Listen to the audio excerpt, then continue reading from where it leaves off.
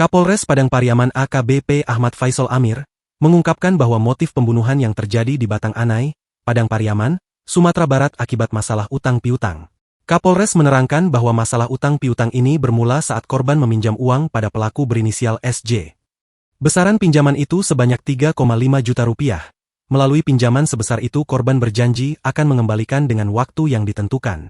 Namun sampai waktu yang ditentukan, bahkan sudah memasuki tenggang waktu korban tidak kunjung mengembalikan uang tersebut. Ujar Kapolres, Kamis, 19 Juni 2025. Akibatnya, pelaku mengambil langkah gegabah dengan menyekap korban dan membawanya ke jembatan kawasan Batang Anai. Di jembatan tersebut pelaku membunuh korban dan membuang jasad korban ke aliran sungai secara terpisah. Kapolres menyebut, pelaku saat ini sudah diamankan pihaknya untuk pemeriksaan lebih lanjut.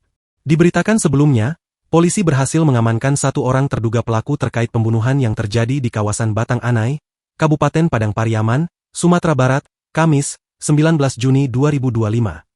Tak hanya membunuh satu orang, pelaku ternyata juga sudah membunuh dua orang lainnya. Ketiga korban tersebut diduga masih memiliki hubungan sebagai teman dengan pelaku.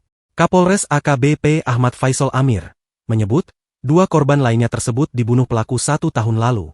Namun untuk kedua korban ini, belum diketahui apa motif pelaku tega menghabisi nyawa korban.